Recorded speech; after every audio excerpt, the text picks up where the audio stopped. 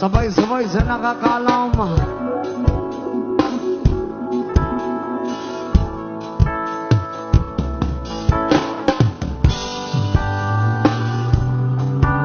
Mga idol, napakahusay talaga at napakagaling ni Elias kumanta ng kantang ito.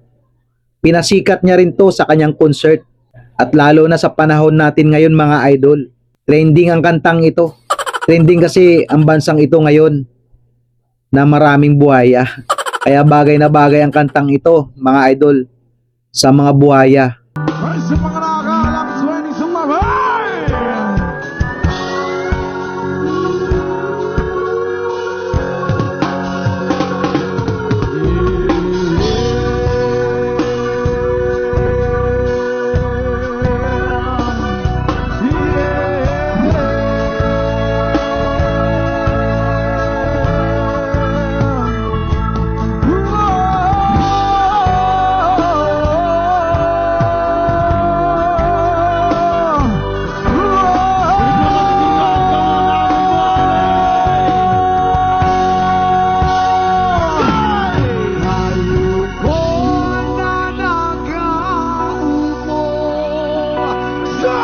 Subukan yung mas malakas at baka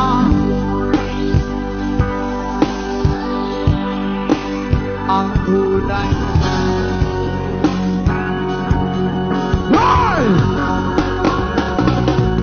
Maganda talaga yung pagkakombinasyon ni Elias at saka ni Dave dito mga idol. Hindi lang pang reggae yung kanta nila eh. Kahit rap ang kinakanta nila, hip hop, maganda pa rin talaga pakinggan. Kasi yung kumanta ng kantang ito, ang original talaga nito si Glock 9. Mas lalong nilang pinasikat ang kanta na ito mga idol. Upo, nandiyan po ba kayo sa loob ng malaking bahay at malawang kabakuran? Mataas dapat pinapaligiran at nakapila mga mamahaling sasakyan. Nakabantay na laging bulong ng bulong, wala na mag-asal pero marami ang nakaparang. Lumakas wala mo lanay, walang butas sa bubong, mga plato at kutsara na hindi kilala. Ito mataganin ang tukutin at ang sa kahon at kahit itukas ko lang mensahe, may hamon sa siguro kanilahan sa bahay na ganyan sa aming Manilaan. Tuturing patatakuhan at taon na nagmamayari sa tubukan na pagpapatay sa taong di nag-aagawan. Kaya naman people of Giyong, come on everybody!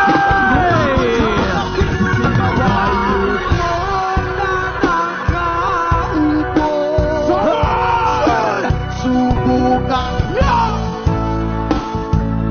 tayo at baka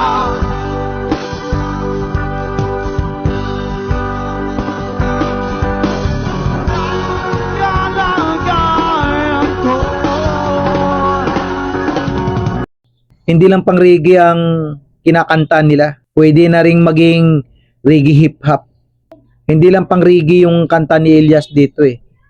Pwede rin talaga siyang maging rapper. Ganda yung pagka-rap ni Elias dito sa kantang ito, mga idol. Walang galang na pusa, taong nakaupo, alam yung papatakalang bigas na may nadipuno ang tinig ng bahay na pinapinat ang pitaping yero. Sa gabi ay sobrang init, tumutunaw ng yelo na di kayang pilino, pakilagay sa inumin, pinakulong tubig sa lumang takuring uli-uli.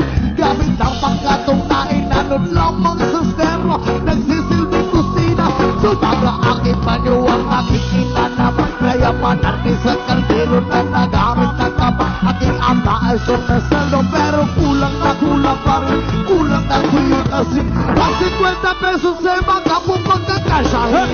Di ko alam kung talaga ang maraming harang, madasan lang ang bakod, nagbubulag-bulagan lamang po ngayon dahil sa dami na pera nyo, walang tungtong na magkapatay nyo, kaya wag ka. Kaya yung mga buhaya dyan, mga nangungurakot ng kaba ng bayan, para talaga sa inyong kantang ito. Kaya dapat magbagong buhay na kayo.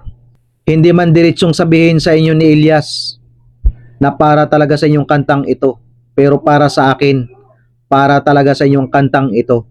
Mga kurakot ng kaban ng bayan, mga buhaya. At